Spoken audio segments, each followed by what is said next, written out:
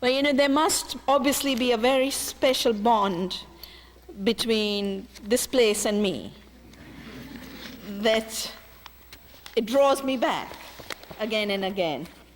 The other day, during a big debate on Monsanto and its GM crops, one of the Monsanto spokespeople wrote a huge article in the Indian newspapers and kept referring to the Seattle crowd in India. And you've kind of become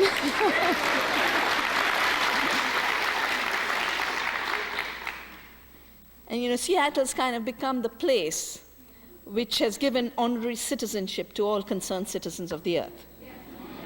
So thank you.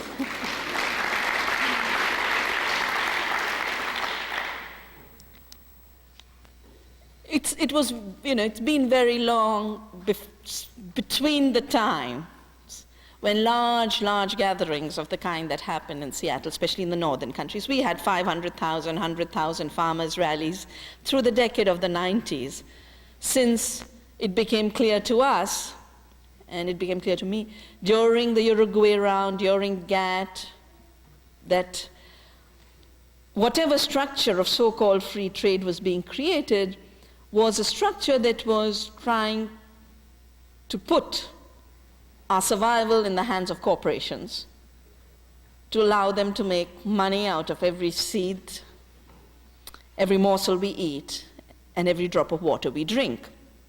I don't know how many of you are familiar with Coke. Having said, well, I know you're familiar with Coke, but with their philosophy.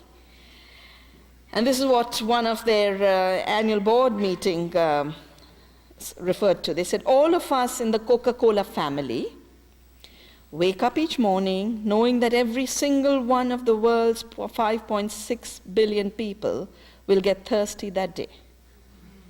If we make it impossible for these 5.6 billion people to escape Coca-Cola, then we assure our future success for many years to come. Doing anything else is not an option. That's the same language that the biotech industry uses. That if we can think of every farmer coming back to buy seed from us every year because we have patented it, or we put terminated traits into it so it is sterile, then we can assure our future. And they tell themselves anything else is not an option. Biotechnology is the only option.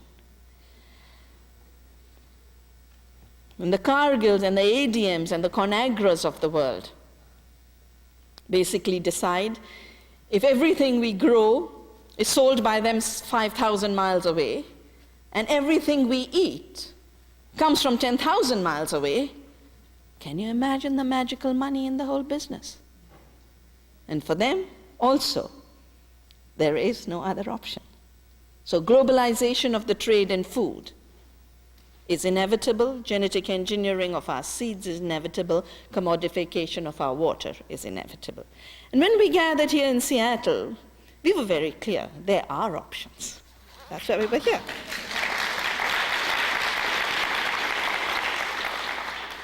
And we celebrated democracy. I remember the big, most common slogan was, this is what democracy looked like.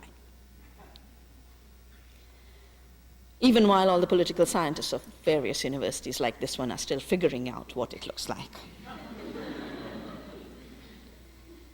We knew we were here for justice. We knew we were here for sustainability. Of course, globalization also in that period was being offered with false promises of peace and prosperity. And I think in the period since Seattle to today, those false promises are clearly false. We have experienced no peace since then. Nor has there been prosperity, not even in the prosperous parts of the world. We started losing our well-being right from the beginning of that global trade model.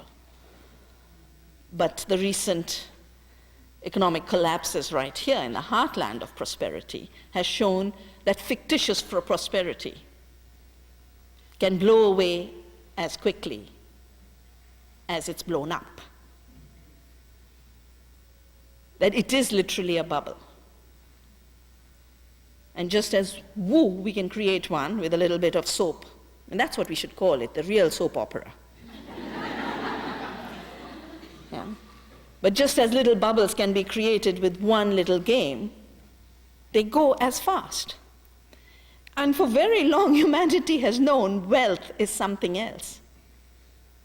Wealth is the earth on which we walk, which gives us the food we eat, our clean rivers, our waters, our wells, our seeds, our animals.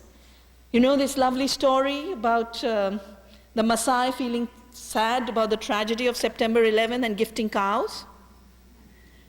But talking about cows as wealth, there's another lovely story. You know, Hillary Clinton went to Bangladesh. And Bangladesh has become very famous for the microcredit of Mohammed Yunus.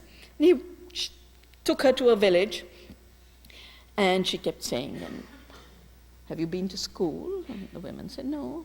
Do your children go to school? And the women said, no. And she kept feeling more and more sorry for them. And after a little bit of chat amongst themselves, the women turned round and asked through the interpreter, does she have cows? And she said, no, there are no cows in the White House. And they were feeling sorry for her. You know, I mean, in India we have a term for this. We call it godhan, godhan. The wealth of the cow. It's the most precious, not just the cow dung. We have a whole celebration in November called Gobardhan Puja, which is the wealth of the cow dung, the worship of the wealth of the cow dung. So, and I would rather put my trust in cow dung than in stocks in Wall Street.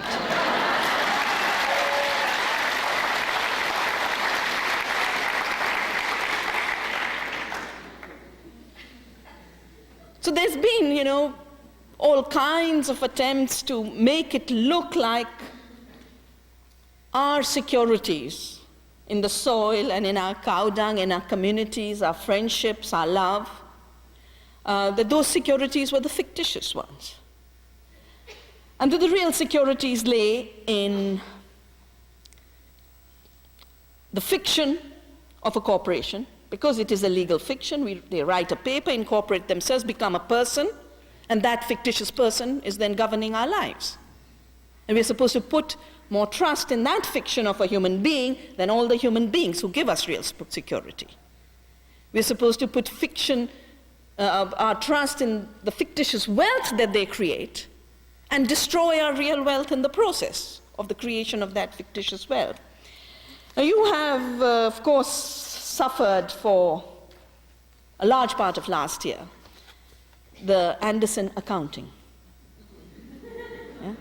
And you would think it's just audits of companies they were fudging. I'd like to just run through how they see the water issue, because they've basically written the water scenario for India and its privatization. And they have this amazing matrix in which they've got the forces, and they've got different need states. The first need state is an emotional need state, which is the basic need state. So my need for water, my need for quenching my thirst is purely emotion. They've got economic need states, they've got ideological need states, and then they've got something called future need states. So I would call it the fictitious future state of Anderson Futures. And then they go on, they run through in the matrix issues of supply and demand, which basically means how much water is there. They're saying today, in our emotional state, we think of it as a primary issue. But in the future, it'll become a tertiary issue. It won't matter how much water there is. They'll cook it up, just as they cooked up the other accounts. Health is a primary consideration today. In the future, it'll be a tertiary consideration. Environment is a primary consideration today. And they are creating a world in which they want us to make it a tertiary consideration. There are tertiary considerations today, the idea of competition over water, over technology creating water rather than the earth gifting it to us through amazing hydrological cycle. An amazing new fiction called new entrants. New entrants means new companies. And new economy, basically read commodification. Today, these are tertiary concerns. People really do not think that water should be commodified. People do not think community services, municipal services should be handed over to corporations. They're saying all these considerations of it being considered tertiary today will be primary in the future. Corporations, their technologies, and they're defining the economy around water, and they've worked it out. They do these calculations wonderfully. They worked out $1 trillion market lying out there.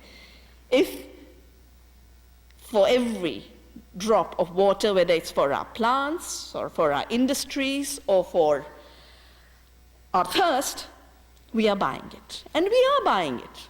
We're buying bottled water.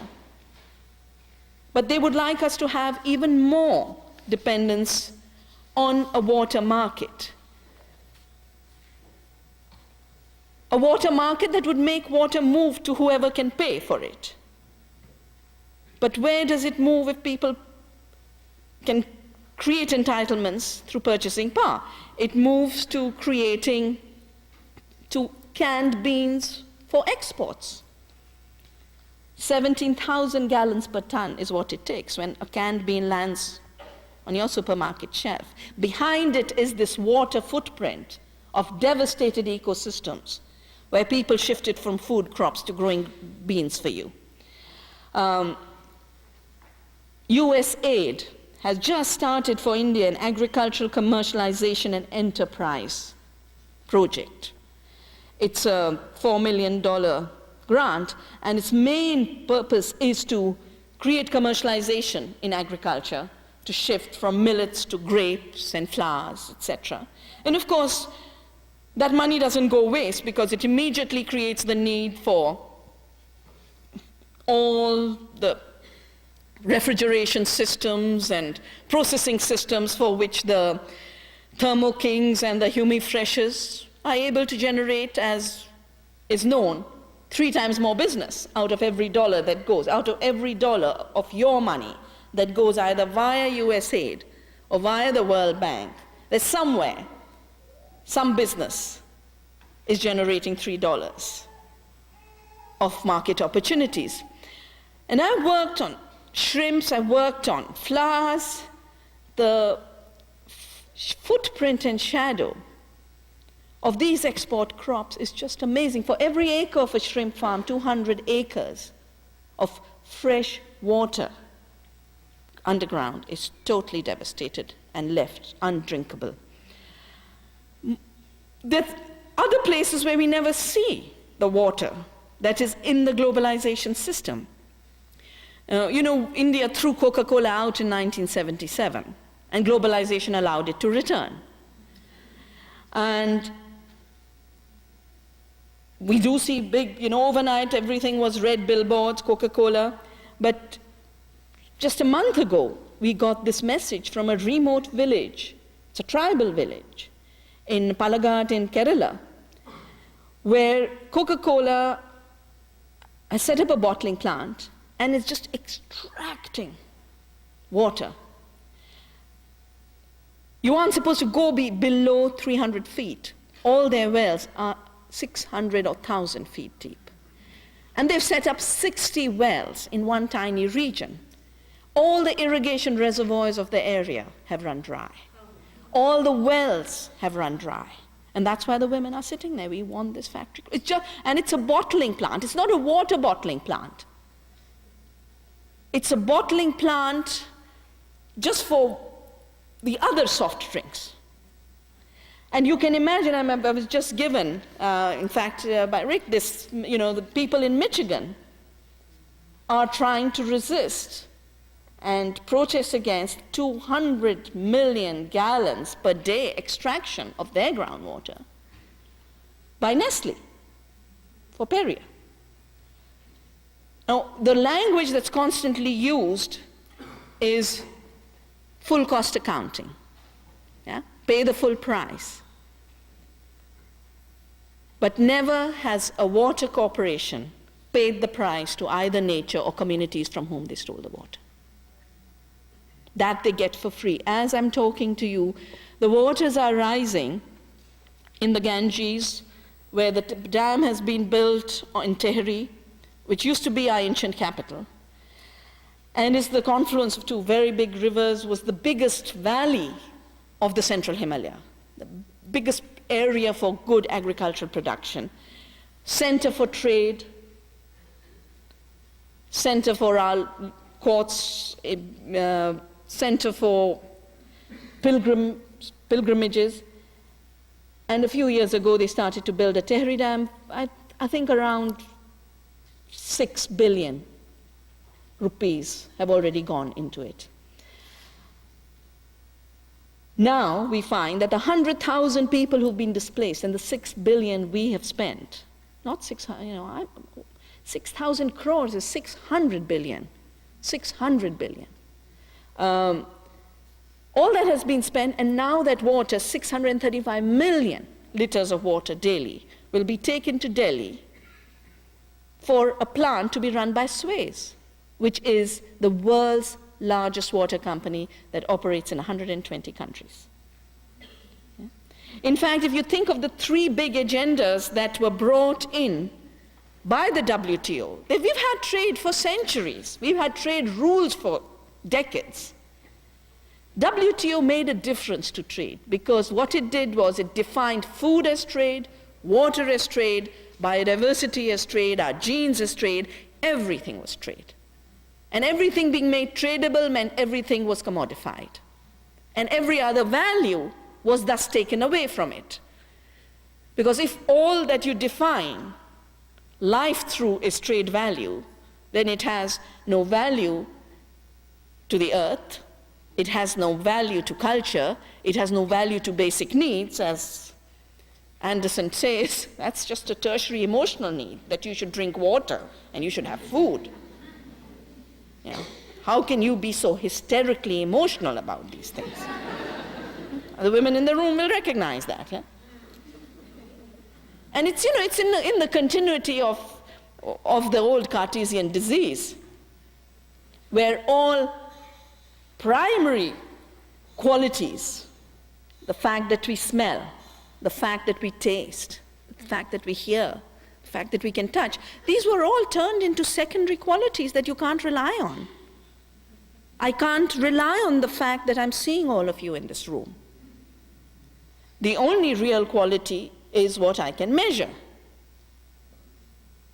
And the measurable became the real, and the non-measurable, which is the richness of life, because it is the related, it's the complex web that, you can never measure the spaces in between anything. And those spaces in between are the real creation. They're the source of creation. That is where things are happening. But by taking away all those values and being left with market values that are measurable in Anderson accounting, and that's the joke. And not only do they cheat us once by saying it's not real if it's not measurable, they cheat us twice by making the wrong measures. And then we are supposed to put our trust in that world of rules and corporate power and the corruption. There are, of course, other issues that have changed the terms since Seattle. And I do think 2 big shifts that have really happened. One, we used to talk about the globalization as a war against the planet and the people. But it was a war in terms of the impact it had. It has now been partnered with real war. One of the supporters of globalization is your very famous New York Times journalist, Tom Friedman. And he wrote, and sometimes in their bias they tell the truth. And he did. And he wrote that the invisible hand of the market only runs with the iron fist behind it. and McDonnell can only spread with the McDonnell-Douglas. Now, he said that before the McDonnell-Douglas had really become the symbol of our times. And that issue of the war economy is now no more metaphorical. It is no more the implications. It is really the dominant context. And in this convergence of war and globalization, what we are seeing is not just a threat to our lives as planetary citizens, with all the ecological crisis that is entailed, a threat to our peace, a threat to our democracy. What we are seeing is actually a very, very deep threat to governance itself. Now, if you just run through issues of the last few months, including the recent decision of fast track for WTO that your president got. Now, for 10 years in India, we managed to prevent patent laws from being changed, in spite of all the pressure of the US. And every 1st of April, the US administration puts India on the hit list for not having laws that allow pharmaceutical industries to have monopolies, the biotech industry to have monopolies on seed. For 10 years, we managed to have our government speak in our voice when they went to WTO for negotiations on intellectual property rights issues, on the trade-related intellectual property rights agreement, which I have sometimes called the Monsanto Treaty. Because they actually went on record saying, when we got together as industry to draft this treaty, we achieved something unprecedented. We were the patient, the diagnostician, and the physician all in one. We defined a problem, we wrote the solution, and we implemented it. Now, they've been waiting for very patiently for a long time. They couldn't get their way in all these years in India. They got their way during the period of the Gujarat violence and the war, potential war between India and Pakistan, and you must have been reading about it in the newspapers. And it's while the country's energies were diverted with genocide and war, that's when they rushed through a patent amendment. And I've called that the Monsanto Amendment.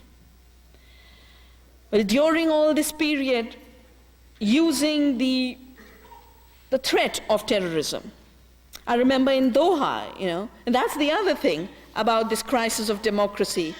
Our leaders have become so afraid of their own democratic base in us that they're constantly having to run away. After Seattle, then they ran off to Doha. Recently, they ran off to a hideout in the Rockies. And they'll just have to keep finding mountains and islands and deserts.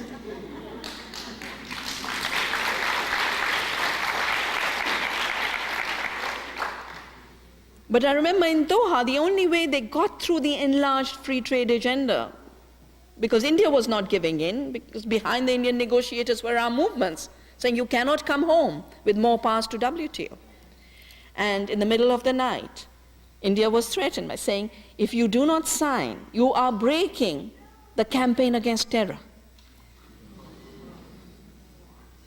And in any case, the whole decision was made, this hotel, because I was there, this hotel in which the meeting was happening in this desert. It's such an artificial place because desert, and then you have literally Miami. That Doha is like a mimic of Miami. And on the top were helicopters, in the bay were naval ships. We had to change 3 buses through security and then walk the last half mile. Because it was as if the decision was being made in a context of war. And in that whole period, WTO enlarged its scope over water and added an Article 31 in the declaration which says removal of tariff and non-tariff trade barriers to environmental services. And water in the trade language is defined as an environmental service. The food summit, which was supposed to be addressing the issue of hunger, should have reduced by this year the commitments made to reducing the numbers of hungry by half. The governments got together, acted very helpless, and in fact they can't reduce hunger in the context of globalization, because globalization is a mechanism for creating hunger by a number of means. The first means is, of course, it deliberately destroys small farmers' livelihoods. That's the design. It destroys farmers' livelihoods by dumping, huge dumping, and that dumping will increase with your new US Farm Bill of 180 billion? It's about that much. 180 billion over the next few years, 20 billion a year. Now, the only thing that subsidy does is make costly production artificially cheap so that any agriculture anywhere else can be destroyed. When your soya beans are being sold at $155, they land up cheap in India with $119 subsidy behind it, undercutting our coconut, which has fallen in price from 10 rupees to 2 rupees. Mustard down to a third. And it's like a mutually assured destruction, where everyone's economy is destroyed by every other economy. The only ones who win are Cargill. And let me tell you the figures of how they win. A few years ago, they bought wheat in India at $60 a ton. They sold it internationally at $240 a ton. And since this was sold under pressure of structural adjustment, with the World Bank telling us you can't store this grain, you've got to sell it because storage costs. Of course it costs, but then it costs more to re-import what we sold at $60, now at $240 a ton. Now, it's not just your money that's going to subsidize the Cargills. Our money is also subsidizing Cargill. The World Bank and the WTO forced India to destroy and dismantle all food subsidies, as a result of which food prices went up 4 times in the last decade. As a result of high prices, people stopped. The poor couldn't buy. They were eating 1 meal a day, now they're eating quarter meal a day. And we have a whole spate of starvation deaths, a term that comes up in Parliament all the time. Last year, in a public hearing, we counted 800. Well, Indians are not allowed to buy food at affordable prices in spite of all the systems that made it happen. The corporations like Cargill and Pepsi are getting the rice and wheat at half the price to export. And just in 1 year last year, I worked out the subsidy they received for just tiny amounts of exports was 60 billion rupees for rice and 13 billion for wheat. So we are too poor to feed our people, but we are not too poor to reduce costs to Cargill so that they can grab someone else's market somewhere and destroy some rice farmer and wheat farmer somewhere else. Across the economy, across all the economy, the food system hijack basically means squeezing out the last rupee, the last dollar from those who are already living in conditions that are very, very marginalized. Take the case of seed. We have counted more than 20,000 farm suicides linked to rising costs of seed and rising costs of pesticide and chemical inputs required for the new seeds, including the hybrid seeds, and now it'll also be the genetically engineered seed. But just in the last week while I was traveling through rural areas, a woman was plucking tomatoes and I asked her how much she'll sell them for, and she's selling them for 1 rupee a kilo, if she sells them. How much did the seed she bought cost, a hybrid seed? 10,000 rupees a kilo. Just work in your mind. What kind of economy is that? Papaya, we've been a land of papaya. But in our heartland of papaya growth, farmers were sold seed for 2,500 the first year, 25,000 the next year, and 250,000 rupees a kilo the third year. They went out of papaya cultivation. And you could just run this through every seed. It's beyond the reach of people, but the corporations don't care, because in 2 years they make enough money and then find some other innocent farming community to trap, and another and another. And just as Coca-Cola talked about this being sustainability, for them constantly having newer and newer areas to destroy is sustainability. Actually travel, you know, the peak of the Ethiopian famine in '84, I went to Ethiopia. You know, I was so shaken up by it. I went to Ethiopia. And I had to fly via Nairobi. And next to me was a pioneer representative. So I started to talk to him and said, "What are you going for?" He said, "To sell hybrid corn." I said, "But they're having a drought. You know, they can't plant hybrid corn." He says, "Our concern is not what grows. Our concern is that we sell. And in fact, if this year fails, we sell again and again and again. It doesn't really matter to us whether they have a crop or not. Our market doesn't fail." And that is the point. The cycle of life, the rupture in the cycle of life has become the market opportunity. And that is why at this point the real contest is between the economy of life and the economy of death. And that's why I would really, really plead with all of you that we can't afford to have the right to life hijacked by the right wing.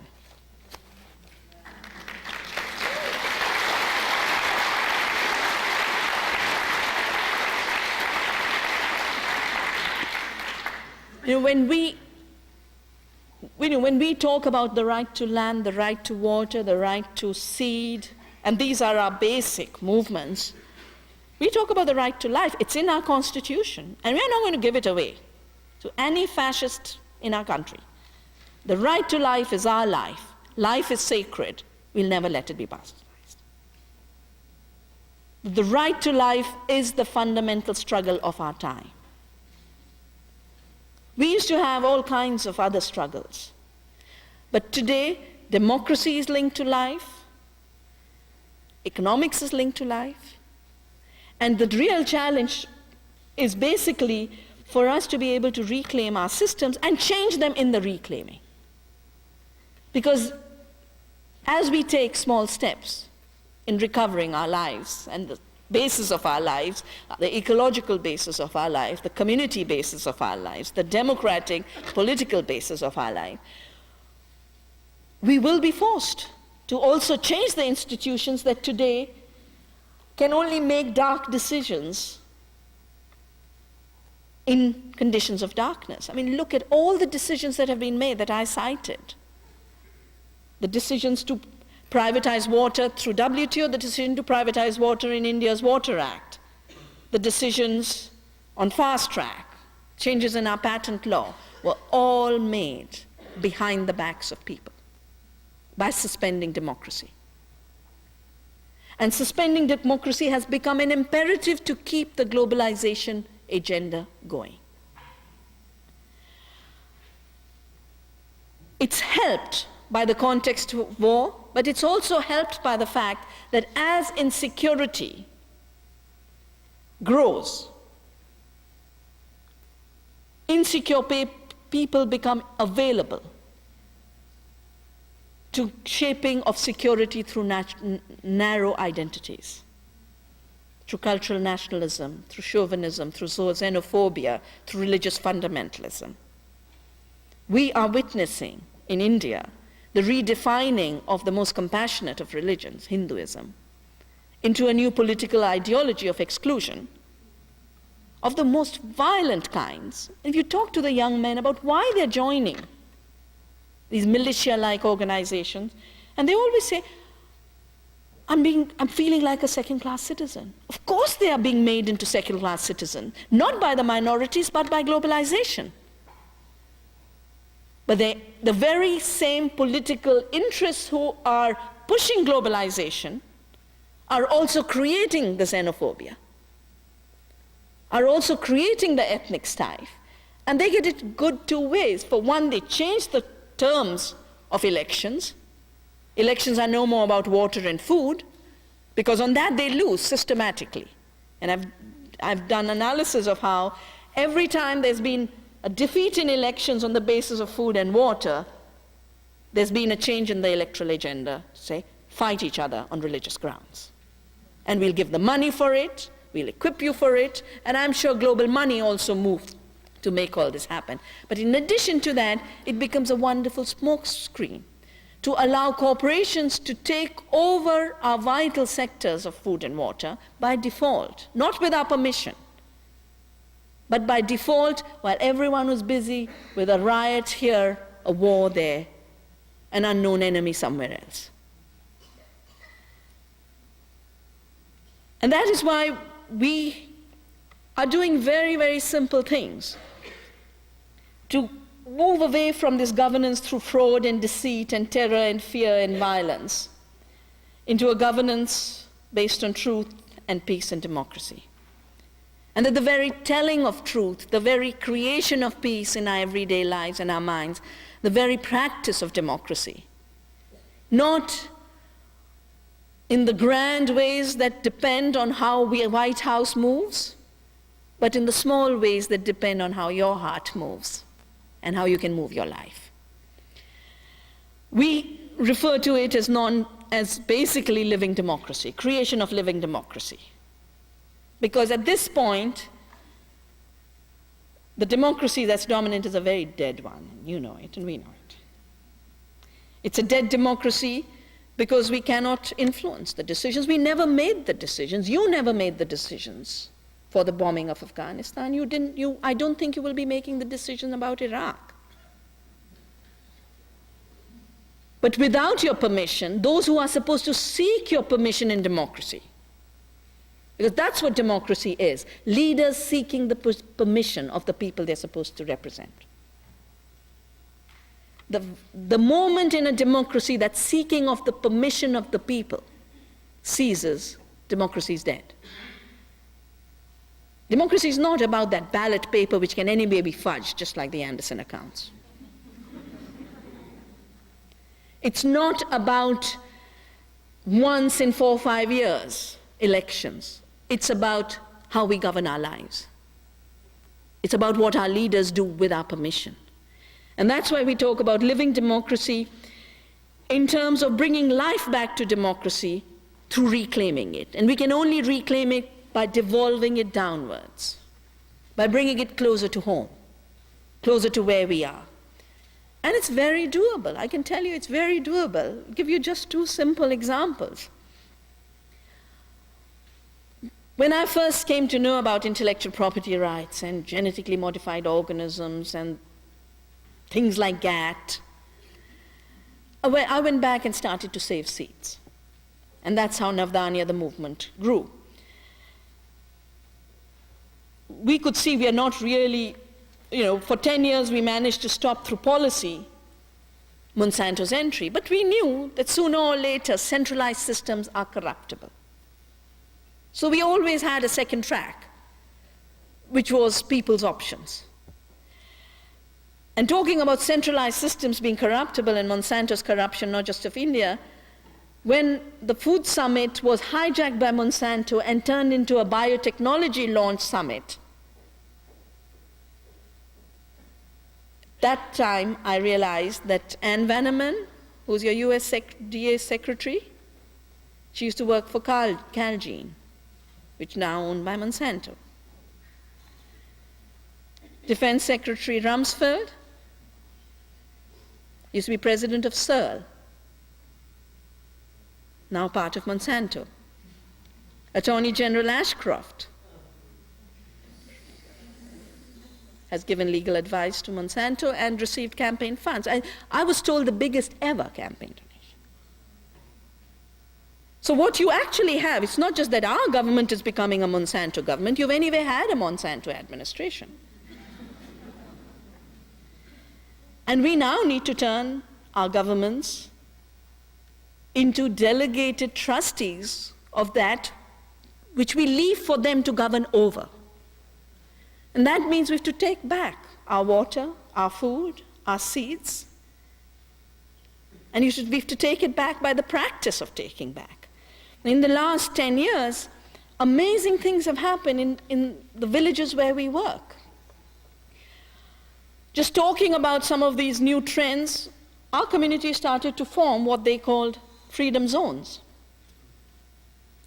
And there's a valley where now there's 70 villages, another valley where there are 30 villages. We can't keep track of new areas which grow, but these are villages I visit all the time, so I know where people have just said, these are going to be chemical-free, GM-free, patent-free, Monsanto-free zones.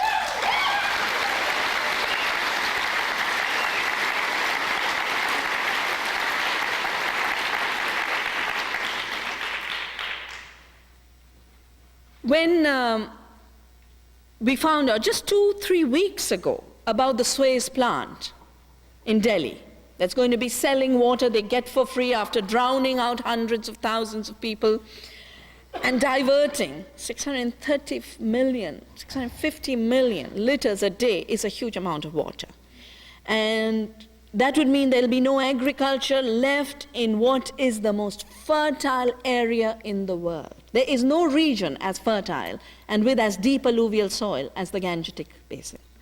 It's been farmed for the most ancient times and can help us feed ourselves for generations to come. But just this one Suez plant could kill agriculture in the heartland of our farming. So we did something very simple. We wrote up about this new Suez takeover of the Ganga. And you know, the Ganga is a very sacred river for us. 30 million people gather there every 12 years to just go have a dip. That's how sacred it is. In the Kumbh Mela.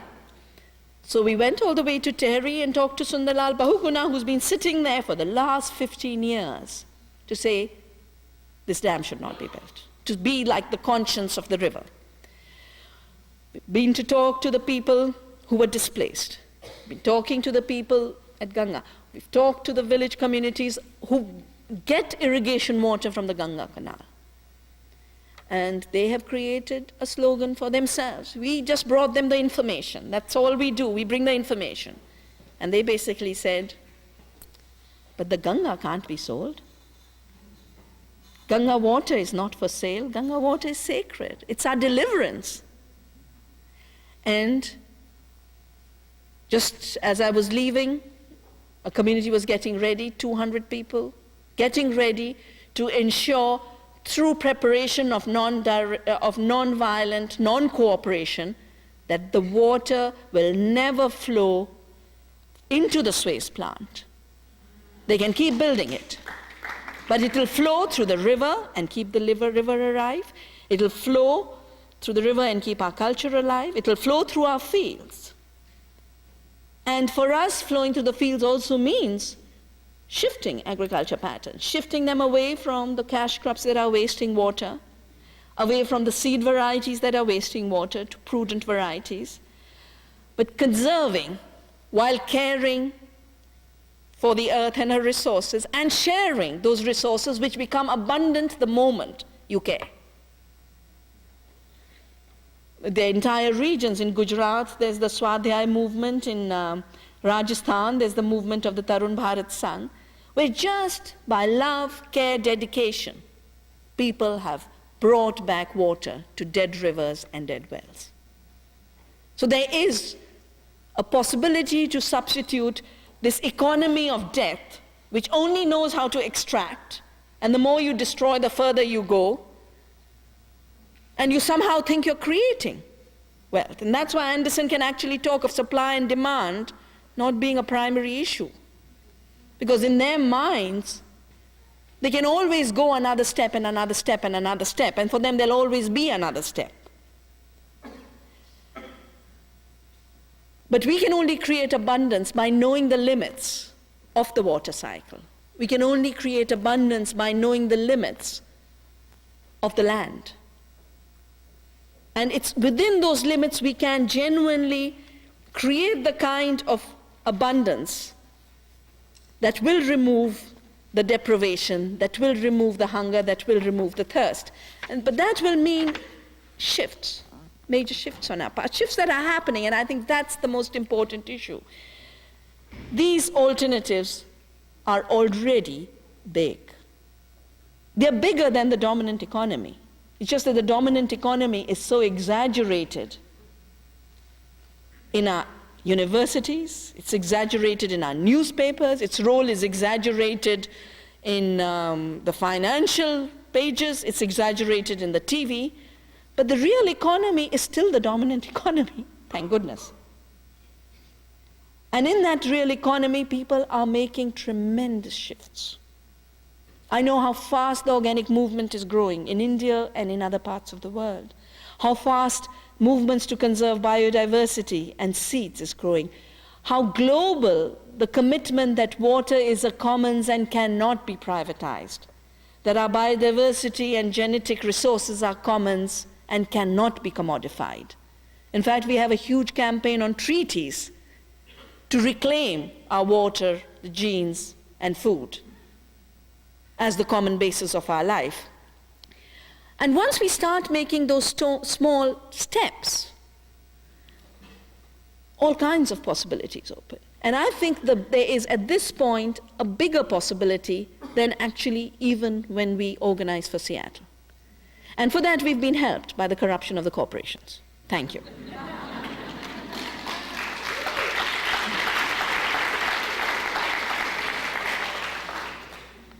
You know, I tell myself now, though they'll destroy themselves, we have to create the other world.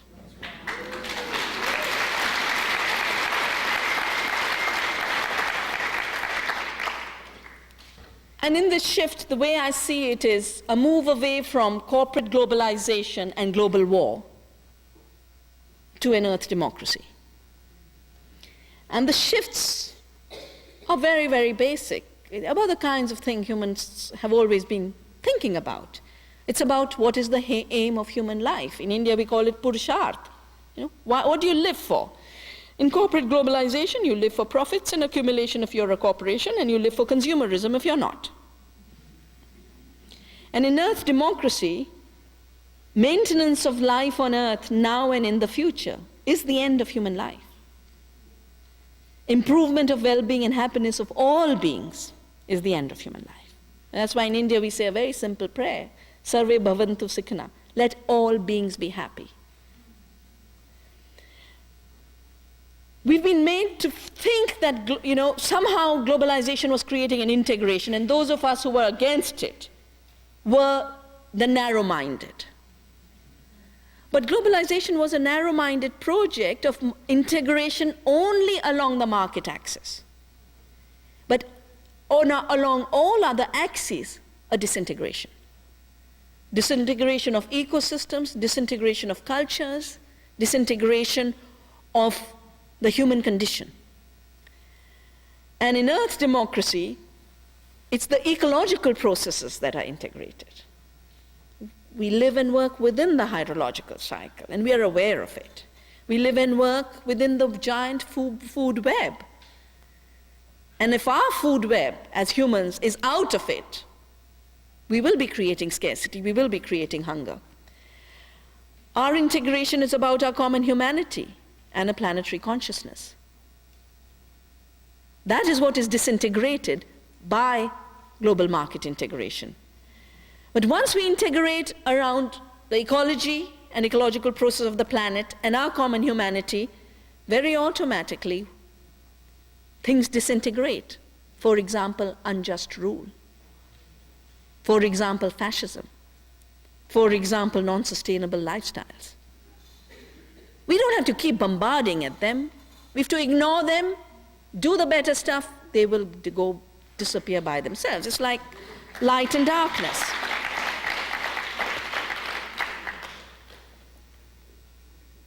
The global corporate model has only one definition of security, and that is militarized security.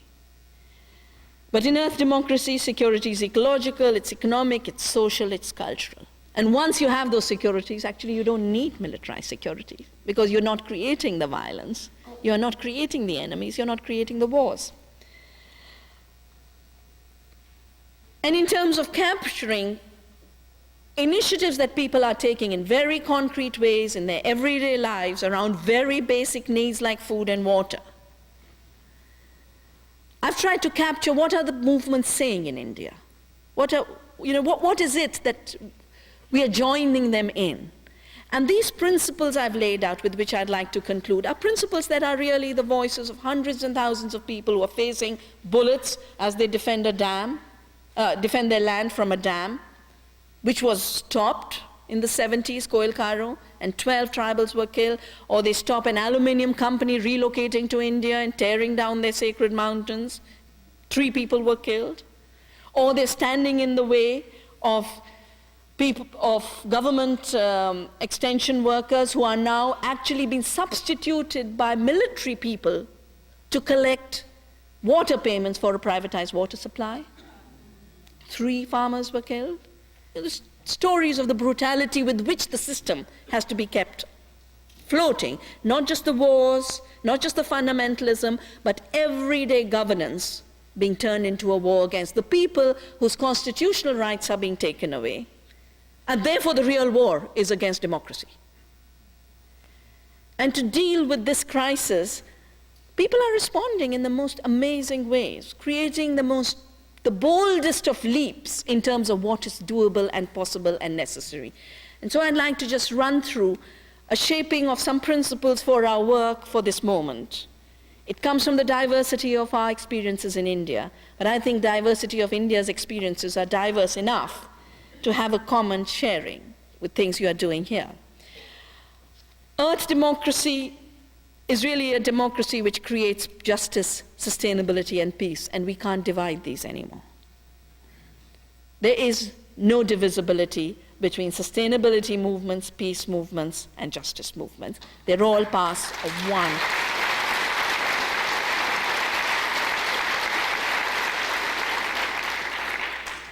And in this earth democracy, quite clearly the democracy of all life has to shape our imagination. A democracy of all life is necessary, dependent on the recognition that there's intrinsic worth of all species and all beings. There are no disposable species, there are no disposable people.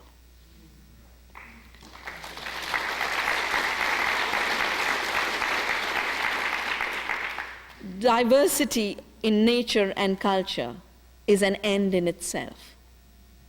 It's a value, a source of richness, both material and cultural. And humanity threatens itself by making it look replaceable by all kinds of monocultures of the mind.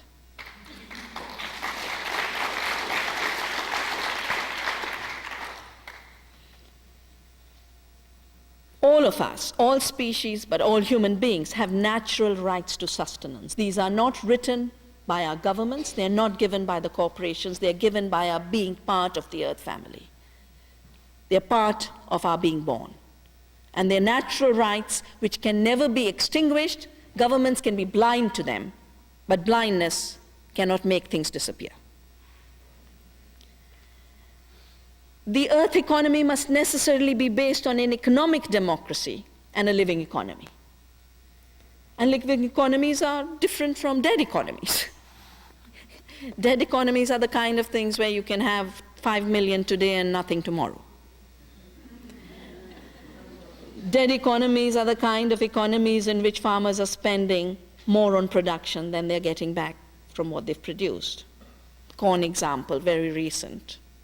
$3 for production, $2 what they earn. And that's across the world now.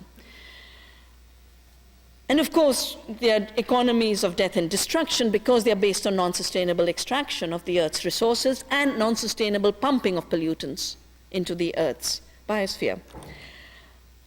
But you can't build living economies without making local economies.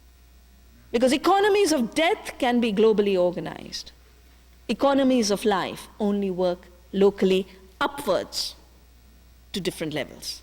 But the roots lie in the local. The branches can go out to the global.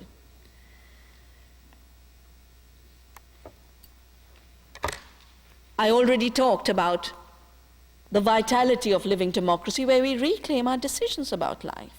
If in our communities we do not want water to be commodified, it's in our hands to shape the systems through which water is provided to all.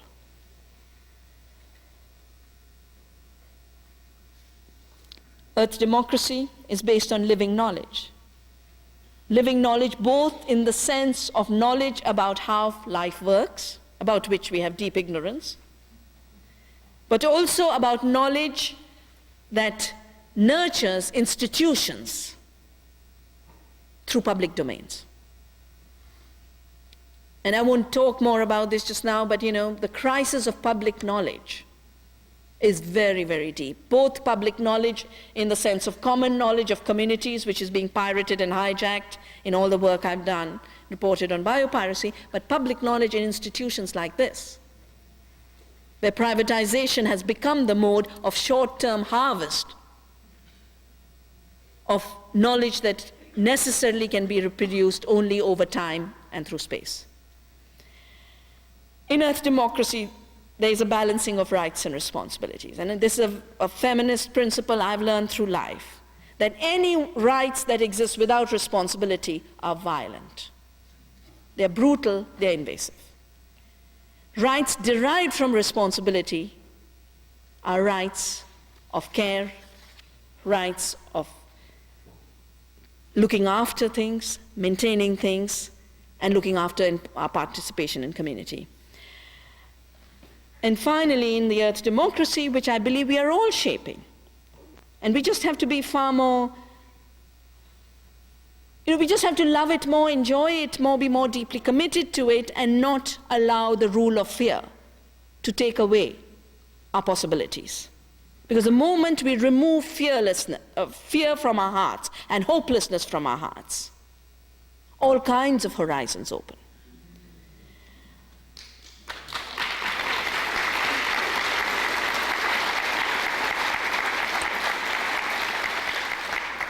And that is why, for me, it's a time in a democracy to globalize peace and care and compassion.